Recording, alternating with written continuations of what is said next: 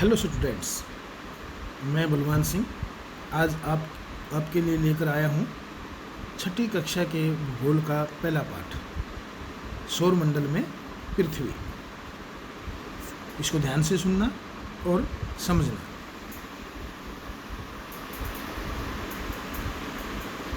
सूर्यास्त के बाद आकाश को देखना कितना अच्छा लगता है। आसमान में पहले एक या दो चमकती हुई चीज़ें आपको दिखाई देती हैं, लेकिन इसके बाद इनकी गिनती बढ़ती जाती है। आप उनको गिन भी नहीं सकते। पूरा आकाश छोटी छोटी चमकने वाली वस्तुओं से भर जाता है, जिनमें से कुछ चमकीले होते हैं तो कुछ धुंधले होते हैं। ऐसा लगता है कि मानो आकाश में हीरे जड़े। इनमें से कुछ टिमटिमाते हुए नज़र आते हैं, यानी चसबुझ करते हुए। लेकिन अगर आप इनको ध्यान से देखेंगे तो आप पाएंगे कि इनमें से कुछ की टिमटिमाहट अन्य से अलग है। ये बिना किसी टिमटिमाहट के चांद के समान चमकते हैं। इन चमकीली वस्तुओं के साथ आप लगभग रोजाना चंद्रमा को भी देखते हैं। चांद को जब आप रोजाना देखते हो तो हर रोज अलग अलग समय पर आपको इसका आकार अलग अलग दिखाई देता है और इसकी स्थिति भी अलग अलग दिखाई देती है। आप पूर्ण चंद्र को लगभग 1 महीने में एक बार देख सकते हैं। जिस दिन ये पूर्ण चंद्रमा दिखाई देता है उस रात को हम पूर्णिमा कहते हैं। 15 दिन के बाद आपको ये पूरा चांद नहीं दिखाई देता, चांद दिखाई ही नहीं देता। तो वो जो रात होती है वो रात नए चंद्रमा की रात्रि कहलाती है, यानी उसको हम कहते हैं अमावस्या, जिसको हम अपनी लोकल भाषा के अंदर मोश भी कहते हैं। ऐसी रात में अगर आसमान साफ है तो आप आसमान का अवलोकन अच्छी तरह से कर सकते हैं। अवलोकन का मतलब है उसको अच्छी तरह देखना, उसको बहुत अच्छी तरह से जो है उसको देख सकते हो।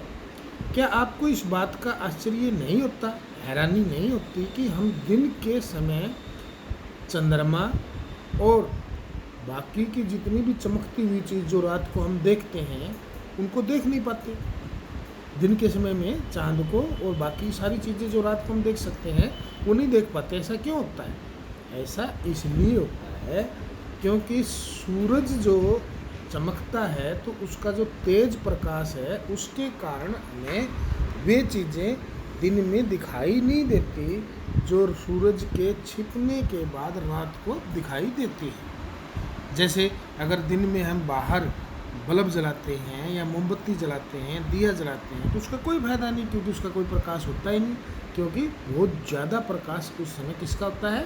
सूर्य का होता है। इसलिए सूर्य के प्रकाश के आगे वे सब प्रकाश जो है वो मायने नहीं रखते, वो दिखाई नहीं देते। इसलिए जो चीज़ हमें रात को आकाश में दिखाई देती है वो दिन में नहीं दिखाई देती। हालांकि वो दिन में होती है, लेकिन हमें दिन में सूर्य के तेज प्रकाश के कारण वो दिखाई नहीं देते। सूरज यानी सूर्य, चंद्रमा तथा वे सभी वस्तुएं जो हमें रात को दिखाई देती है आसमान में, ये सब की सब जो है खगोलीय पिंड कहलाती है। ये सब के सब खगोलीय पिंड है। जो भी हमें आसमान में दिखाई देता है वो सब का सब खगोलीय पिंड है। कुछ खगोलीय पिंड बड़े आकार के होते हैं, वे गर्म होते हैं, और ये जो खगोलीय पिंड जो बड़े आकार के और गर्म होते हैं ये गैसों से बने होते हैं। इनके पास खुद की ऊष्मा होती है तथा प्रकाश भी इनका खुद का अपना होता है, जिसे वे बहुत ज़्यादा मात्रा में छोड़ते हैं, उत्सर्जित करते हैं। ऐसे खगोलीय पिंड जिनका खुद का अपना प्रकाश, जिनका खुद का अपनी ऊष्मा होती है और जो गैसों से बने होते हैं और जो बहुत ज़्यादा मात्रा में ऊर्जा उत्सर्जित करते हैं, ऐसे खगोलीय पिंडों को तारा कहते हैं। अब तुम सोचोगे कि तारे तो बहुत ज़्यादा हैं, तो इतने ज़्यादा तारे हैं और जो इसमें मैंने बताया कि उनकी खुद की अपनी ऊष्मा, खुद का प्रकाश होता है, गैसों से बने होते हैं, तो सूर्य भी जो है इसका खुद का प्रकाश है, इसकी खुद की ऊष्मा है, ये भी गैसों से बना है, ये भी बहुत गर्म है, ये भी बहुत मात्रा में ऊर्जा उत्सर्जित करता है। इसका मतलब सूर्य भी एक तारा है। बिल्कुल सही सोचा आपने, सूर्य भी एक तारा है। और जो है आसमान में बहुत तारे हैं, जिनमें से सूर्य एक है। अब तुम सोचोगे कि सूर्य भी एक तारा है, तो ये तो बहुत बड़ा है, बहुत गर्म है और इससे बहुत ज़्यादा गर्मी होती है, बहुत ज़्यादा प्रकाश होता है। बिल्कुल सही है, क्योंकि सूर्य जो है वो हमारे बिल्कुल नज़दीक है। नज़दीक होने के कारण हम जो है सूर्य की ऊष्मा, प्रकाश को महसूस करते हैं। और बाकी जो रात को हम देखते हैं तारे चमकते हुए, जो अनगिनत तारे आप ऊपर देखते हो जो सूर्य के ही समान हैं, वे हमसे बहुत ज़्यादा दूर हैं। ज़्यादा दूर होने के कारण हम उनको जो है जब देखते हैं तो वे हमें बहुत छोटे छोटे दिखाई देते हैं। आप देखते हुए आकाश में जब आप कभी हवाई जहाज को उड़ते हुए देखते हो तो कैसा नज़र आता है? बिल्कुल चिड़िया जैसा छोटा सा नज़र आता है। बिल्कुल वही बात है। इसी प्रकार से हमें तारे भी बिल्कुल छोटे छोटे दिखाई देते हैं। रात को जब तुम आसमान को देखते हो तो उस समय आपको बहुत सारे ऐसे भी तारे दिखेंगे जो समूह में होते हैं, जो समूह में और अलग अलग आकृतियां बनाते हैं। उनकी आकृतियां भी अलग अलग होती है। तो ऐसे तारा समूह जो ऊपर अलग अलग विभिन्न प्रकार की आकृतियां बनाते हुए आपको दिखाई देते हैं, उनको कहते हैं नक्षत्र मंडल। नक्षत्र मंडल, जिनमें अर्सा मेजर या बिग बियर जो है इसी प्रकार का एक नक्षत्र मंडल है। अर्सा मेजर और बिग बियर बहुत आसानी से पहचान में आने वाला नक्षत्र मंडल है सप्तऋषि। सप्त मैंने सात, ऋषि मैंने संत। ये 7 तारों का एक समूह है जो कि नक्षत्र मंडल अर्सा मेजर का भाग है। आप जो है इसको चित्र 1.1 में देख सकते हैं। अपने परिवार या पड़ोस में किसी बड़े व्यक्ति से कहिए कि वह आपको आसमान में और अधिक तारों, ग्रहों तथा नक्षत्र मंडल को दिखाए। पुराने समय में, अब तो जो है तकनीक ने बहुत ज़्यादा जो है विकास कर लिया है और हमारे पास बहुत सारे ऐसे साधन हैं जिससे हम दिशाओं का ज्ञान जो है प्राप्त कर सकते हैं। लेकिन पुराने समय में जो लोग यात्राएं करते थे, वे रात के समय दिशा का निर्धारण करने के लिए तारों की सहायता लेते थे। वे तारों की मदद से ही रात को दिशा का निर्धारण कर पाते थे। उत्तरी तारा उत्तर दिशा को बताता है, इसको हम ध्रुव तारा भी कहते हैं। और ये तारा हमेशा ही आसमान में एक ही स्थान पर रहता है और वो भी उत्तर दिशा में। अब इस तारे को आप अगर देखना चाहें तो इसको देखने के लिए आपकी मदद करेगा सप्तऋषि नक्षत्र मंडल। सप्तऋषि की सहायता से ध्रुव तारे की स्थिति को आप बहुत अच्छी तरह से देख सकते हैं। चित्र 1.1 के अंदर जो है आप देखोगे कि किस प्रकार से सप्तऋषि मंडल के जो संकेतक तारे हैं उनको आपस में मिलाते हुए एक काल्पनिक रेखा खींची जाए एवं उसे आगे की ओर बढ़ाया जाए तो यह ध्रुव तारे की ओर इंगित करता है। इंगित का मतलब इशारा करता है। अगर आप इसके अंदर देखिए चित्र दिया हुआ है, इस चित्र में आप देखेंगे तो इस चित्र में दिखाया हुआ है कि कैसे मतलब जो है ध्रुव तारा आपको दिखाई देता है। देखिए ये सप्तऋषि है, 1 2 3 4 5 और उसके बाद ये दिया हुआ है 6 और 7। अगर इसको मिला दें ऐसे ऐसे तो ये एक आकृति बन जाती है। और इसमें जो ये 2 तारे हैं, ये वाला और ये वाला, ये संकेतक तारे हैं। अगर आप पश्चिम की तरफ पीठ करे हुए हो और आपने पूर्व की तरफ जो है आपका जो है फ्रंट है, सामना है, तो आप अपने बाईं तरफ जो है देखोगे तो बाईं तरफ देखने पर आपको पता चलेगा कि ये जो 2 तारे हैं, ये जो सप्तऋषि के ये जो 2 तारे हैं जो एक दूसरे के बिल्कुल सीध में हैं, इनके बिल्कुल सीधे जाके आगे ये आपको ध्रुव तारा नज़र आएगा जो इनके बिल्कुल सीध में होगा। तो रात को देखने की कोशिश करना, आपको जो है ये ध्रुव तारा जो है नज़र आएगा। जिस दिन आसमान साफ हो, अंधेरी रात हो, उस दिन बिल्कुल आपको नज़र आएगा। अगर रात्रि में आप 2 3 4 बार अगर बार बार उठकर देखते हो समय का बीच में जो है गैप देके, तो आपको तारा तो वहीं मिलेगा लेकिन बाकी तारों की स्थितियाँ बदली हुई मिलेगी, लेकिन ध्रुव तारे की स्थिति वही मिलेगी जहाँ पर आपने शुरू में देखा था।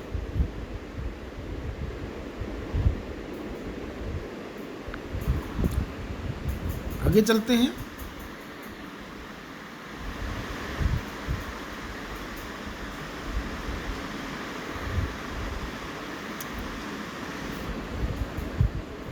कुछ खगोलीय पिंडों में अपना प्रकाश एवं अपनी ऊष्मा नहीं होती।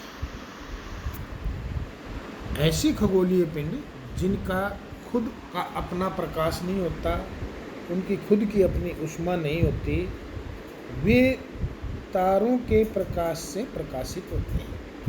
अभी ऊपर बताया था आपको, तारे गैसों से बने होते हैं, उनका खुद का प्रकाश होता है, उनकी खुद की ऊष्मा होती है, बहुत ज़्यादा मात्रा में ऊष्मा को उत्सर्जित करते हैं, और सूर्य भी एक तारा है। तो ऐसे कुछ खगोलीय पिंड हैं जो तारे नहीं हैं, उनकी अपना प्रकाश भी नहीं है, उनके पास ऊष्मा भी नहीं है खुद की। तो वो कैसे प्रकाशित होते हैं, हमें चमकते हुए कैसे नज़र आते हैं? वे दूसरे तारों से के प्रकाश से हमें प्रकाशित होते नज़र आते हैं। और ऐसे पिंड जो हैं उनको कहते हैं हम ग्रह, यानी जिनका अपना प्रकाश नहीं होता, अपनी ऊष्मा नहीं होती, उनको क्या कहते हैं हमें? ग्रह। ग्रह जिसे अंग्रेजी में प्लेनेट कहते हैं, ग्रीक भाषा के प्लेनेटाई शब्द से बना है, जिसका अर्थ होता है परिभ्रमण, अर्थात चारों ओर घूमने वाला। जो ग्रह होते हैं वे चारों ओर घूमते हैं, यानी वे जो है खुद अपने सूर्य के, यानी जिससे वो प्रकाश लेते हैं, उस सूर्य के चारों ओर घूमते हैं और अपनी धुरी के चारों ओर भी घूमते हैं। यानी जो भी ग्रह जो है जिस सूर्य से प्रकाश लेता है, जिस सूर्य से वो प्रकाशित होता है, उस सूर्य के चारों ओर घूमता है।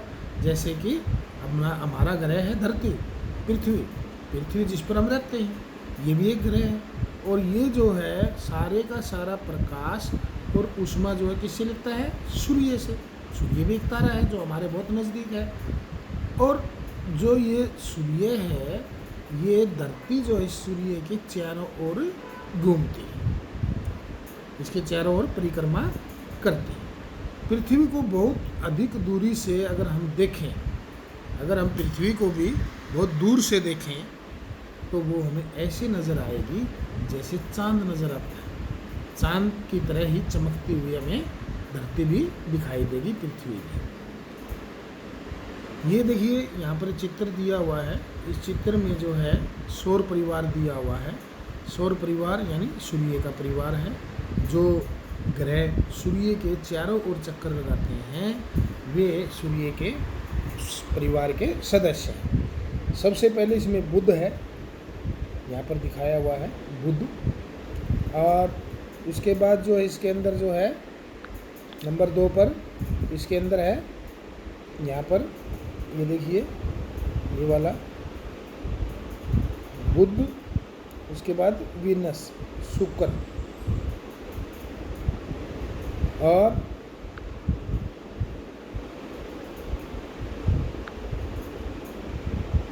ये आपका शुक्र है। पहला बुध, ये सूर्य है, सूर्य के चारों ओर इस प्रकार से परिक्रमा करते हैं। तो सबसे नज़दीक ग्रह है बुध, उसके बाद है शुक्र वीनस, और उसके बाद तीसरा जो है नंबर 3 पर आता है पृथ्वी अर्थ, और उसके बाद नंबर 4 पर आता है मार्स यानी मंगल, और उसके बाद जो है उसके अगला जो हमारा आता है वो आता है बृहस्पति, और उसके बाद अगला जो आता है वो है शनि, और उसके बाद आता है जो नेक्स्ट जो हमारा आता है शनि के बाद यानी 1 2 3 4 5 6, तो शनि के बाद यूरेनस, क्या आता है यूरेनस। इस प्रकार से ये जो है ग्रह हैं जो सूर्य के चारों ओर चक्कर लगाते हैं। इनकी सूची आप जो है सूर्य से दूरी के अनुसार बना सकते हो। पहला आपका मरकरी है, दूसरा आपका वीनस है, तीसरा अर्थ है, चौथा है मार्स, पांचवा जुपिटर, छठा है सैटर्न और सातवां है यूरेनस। इनको याद करने के लिए जो है आप जो है आपकी किताब में दिया हुआ है वो एक सेंटेंस है, उस सेंटेंस को आप अगर याद कर लेते हो तो उस सेंटेंस के पहले अक्षर जो शब्दों के हैं उनके वर्ड्स के उनके अनुसार जो है आप इसको अच्छी तरह से याद कर सकते हैं। जैसे कि यहाँ पर दिया हुआ है ये आगे कि my very efficient mother just served us nuts. My यानी मरकरी, वेरी में तो वीनस, एफिशिएंट मैंने अर्थ, मदर्स मार्स, जस्ट में जे है यानी जुपिटर, सर्व्ड के अंदर एस है यानी सैटर्न, यू अस का मतलब यूरेनस, और यहाँ पर आ गया नेपच्यून। तो इस प्रकार से जो है हमारे सौर परिवार के सभी सदस्य को आप इस सेंटेंस को याद करके अच्छी भली बातें याद कर सकते हैं। आसमान में ये जो ग्रह बताए गए हैं इनकी अपने अपने सबकी परिक्रमा का एक समय है। जैसे बुध सूर्य के चारों ओर एक परिक्रमण 88 दिन में पूरा करता है, जबकि अपनी धुरी के ऊपर 59 दिन में। शुक्र जो है सूर्य के चारों ओर परिक्रमण 255 दिन में पूरा करता है, जबकि अपनी दूरी पर 243 दिन के अंदर। पृथ्वी सूर्य के चारों ओर चक्कर लगाने में 365 दिन लगाती है, जबकि खुद की दूरी के ऊपर एक दिन में पूरा चक्कर लगा लेती है। इन जो ग्रह हैं इनके अपने चंद्रमा भी होते हैं, और पृथ्वी का एक चंद्रमा है यानी इसका एक चंद्रमा सैटेलाइट, तो पृथ्वी का सैटेलाइट है एक। बाकी ग्रह हैं उनके भी अपने अपने सैटेलाइट हैं जो है उपग्रह बोल देते हैं इनको हम। तो पृथ्वी का उपग्रह है एक जिसको हम चंद्रमा कहते हैं। मंगल सूर्य के चारों ओर एक चक्कर लगाने में 687 दिन लगाता है, और अपनी धुरी के ऊपर वो पृथ्वी की तरह ही एक दिन में पूरा चक्कर लगा लेता है। मंगल के दो उपग्रह हैं बृहस्पति सूर्य के चारों ओर चक्कर लगाने में 11 साल और 11 महीने और का चक्कर, लगभग 12 साल इसके पूरे लग जाते हैं, 11 साल और 11 महीने। और अपनी दूरी के चारों ओर चक्कर लगाने में 9 घंटे 56 मिनट लगाता है, 9 घंटे और 56 मिनट। चंद्रमा इसके हैं 16, यानी बृहस्पति के कितने जो है उपग्रह हैं 16। शनि सूर्य के चारों ओर एक चक्कर लगाने में 29 साल और 5 महीने का समय लेता है। शनि जो है बृहस्पति से भी दूर है, इसलिए चक्कर लगाने में भी बहुत ज़्यादा समय लगता है। अपनी धुरी के चारों ओर यानी अपने अक्ष पर ये जो है 10 घंटे 40 मिनट लगाता है। शनि के जो चंद्रमा हैं उनकी संख्या है 30 से अधिक। यूरेनस जो है 7वें नंबर पर आता है। ये सूर्य की ओर चक्कर लगाने में 84 साल लगाता है और अपने अक्ष पर जो है 17 घंटे 14 मिनट में पूरा कर लेता है अपनी धुरी के चारों ओर चक्कर लगाना। नेपच्यून सबसे लास्ट में है, तो इसलिए इसको बहुत ज़्यादा जो है फासला तय करना पड़ता है। ये सूर्य के चारों ओर एक चक्कर लगाने में 164 साल लेता है। अपने अक्ष पर घूमने में, अपने अक्ष के चारों ओर, अपनी धुरी के चारों ओर घूमने में 16 घंटे 7 मिनट लेता है। नेपच्यून के भी उपग्रह हैं, उनकी संख्या है 8। तो इस प्रकार से आपको जो है बताया, नेपच्यून के 8 है, यूरेनस के 7 हैं। तो आज हम इतना ही करेंगे, काफ़ी बड़ा हो जाएगा वरना ये, तो आप इसको ध्यान से सुनें और याद करें। धन्यवाद।